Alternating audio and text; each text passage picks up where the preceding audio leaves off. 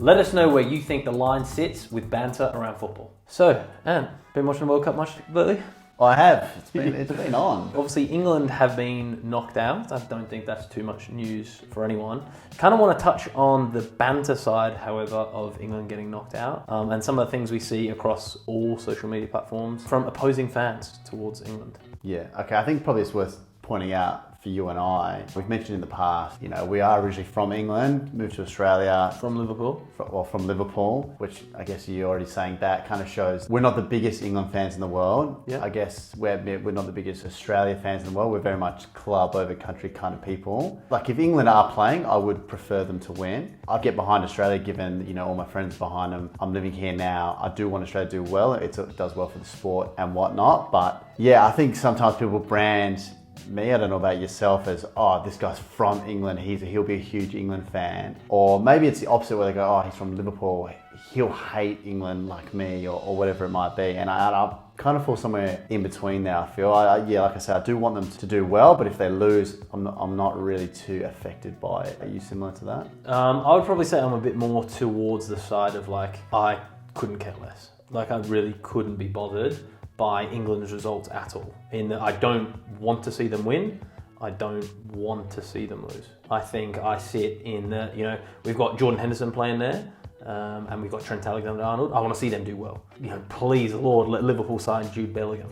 Would love to see Liverpool sign him. So I want to see them do well. Yeah. When Stevie G was playing, was captain, I want to see him lift the World Cup. Of course I do. Apart from that, I'm not bothered at all. Okay, I just think if they're playing, I think, I'd prefer them to win. If they lose, I'm not upset in the slightest. Yeah. It's almost just like if I'm watching a basketball game, I might be like, let's hope this team wins.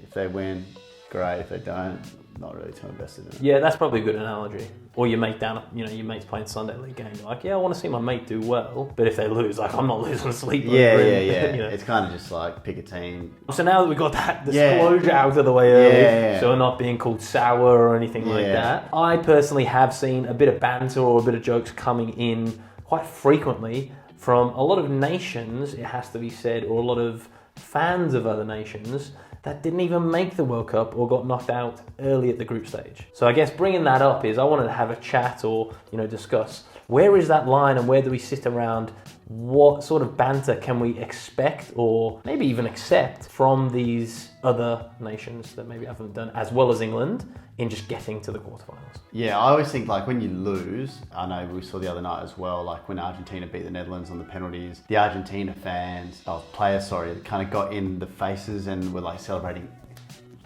to them, which you might say is unsportsmanlike, but as a Netherlands player, you're kind of stuck what really can you do? I mean, this team's just beaten you, and already that's probably enough to kind of stick it to someone. You've won the game. I think that's enough. Yeah. If there's a team that the Netherlands have beaten prior to that, I mean, I don't think they've really got a leg to stand on, in my opinion. I think the way these tournaments work, if this team's beaten this team, I guess you're the better team. Now, if you lose to this one, they're better than you.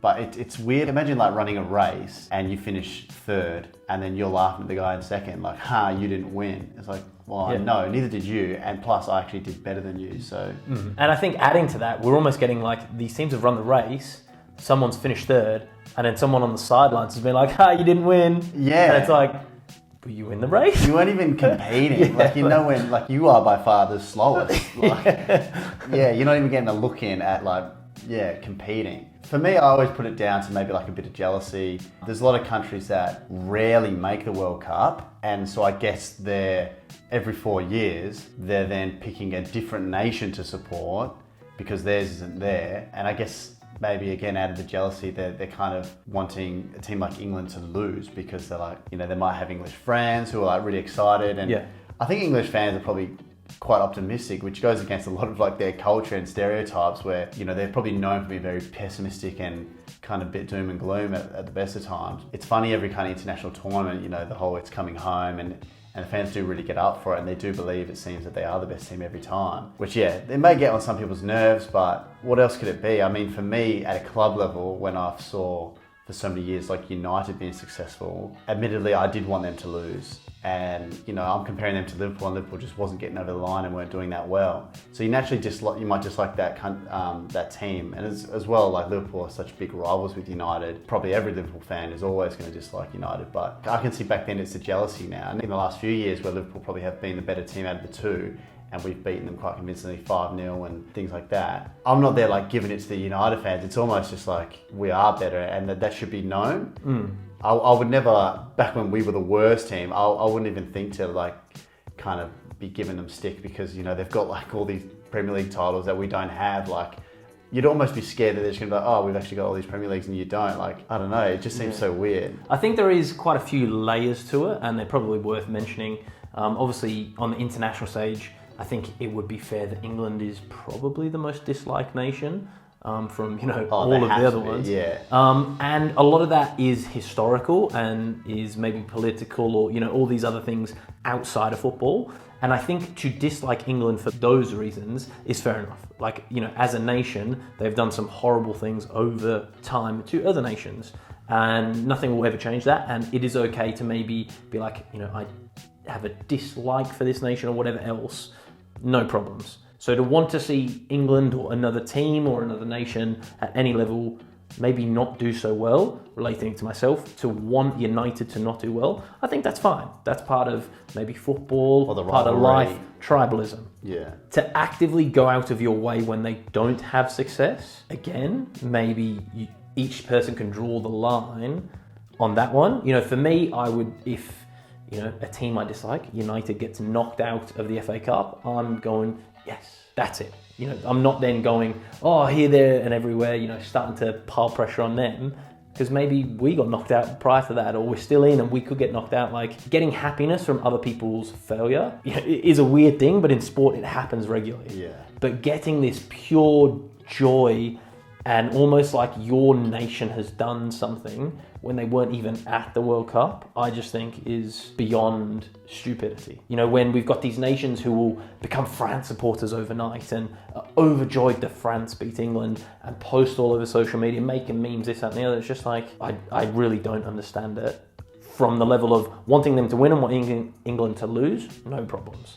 To go that next step when you weren't even there, using that race analogy as well maybe, it goes over my mind, to be honest. Yeah, I think if England potentially had knocked out another team in like quite a controversial way this World Cup, you could see that country going, we lost to England, but I've kind of like lost respect for them and I hope they lose. Yes. Like they don't deserve to win, things like that. But yeah, for people to be so pleased that a country's not progressed or not done as well, it's just strange. Because when you're kind of like punching up, like, unlucky you didn't get that far, or kind of like laughing, it's like, well, we did much better than you, so I don't know how you can laugh in that situation. I mean, as a Liverpool fan, people give me like crack jokes about Liverpool, especially if they lose like the Champions League final or something like that. But I think if we've lost the final, it's only the team that won that can really say anything, because we are better than every other team. Yeah. And I think then if Real Madrid, using the last one as the example, came in and started giving you stick, you just have to be like, yeah, look, I've got to cop this one on the chin. Like it's like they beat us. Like what can you say? What can you say? Yeah, no problems. Like I'll take the memes, I'll take it on, and just keep quiet and just hope we come back next year. But when, as you say, maybe Everton like jumping on the board and being like, oh, Real Madrid, it's just like, tell me last time you qualified. Like, were you alive when you qualified for the Champions League? Like, it's weird. It's almost like how can you be comfortable making that joke, because you're going to expose yourself. Like, you must be feeling so vulnerable, because the minute it goes, oh, actually, don't you support this team?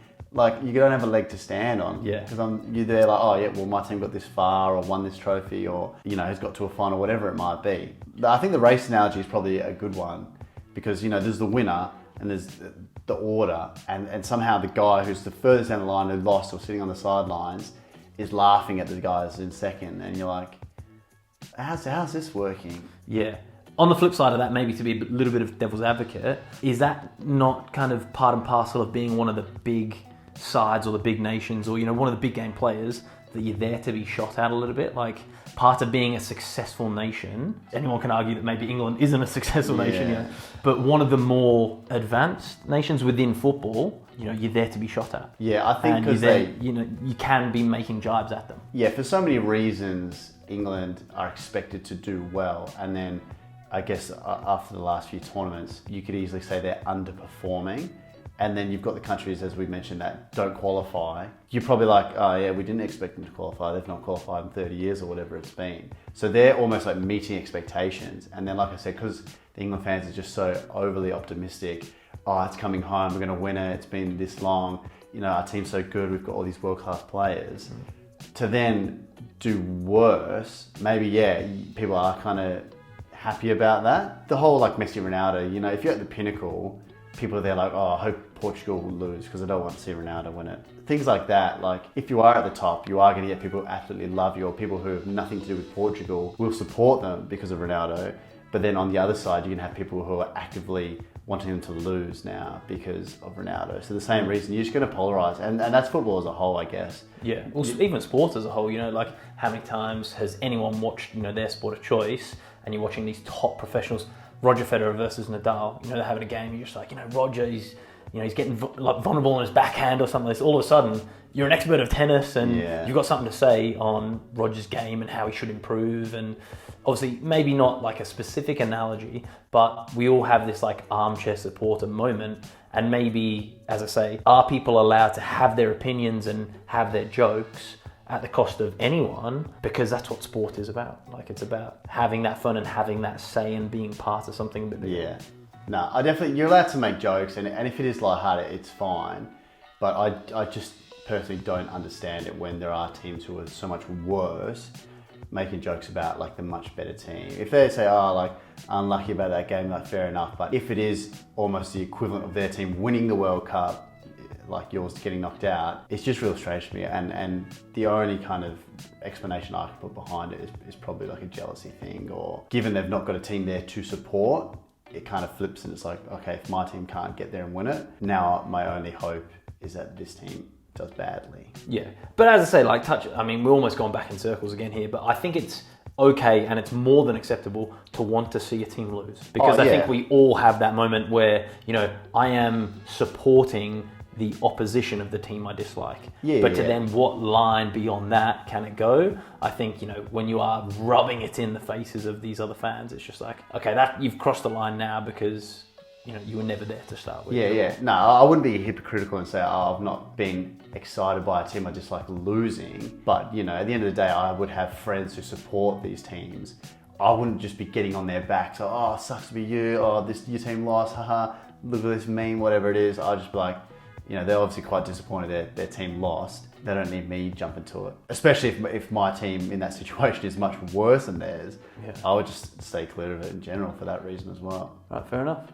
Yeah, that's all I've got. Brilliant. Alrighty guys, so make sure you drop in the comments down below where you think that line should be drawn. Should we draw a line at all? Is it free for all? Anyone can say anything in terms of football. Ant and I have kind of gave you our views there. So yeah, make sure you drop a like, subscribe if possible. And hit the notification bell button, please. Nice polite manners, isn't it? They wouldn't have done it if you didn't say please. No, you got to use your manners. All right guys, that was Red Mate. Red Mate, guys. Thank you.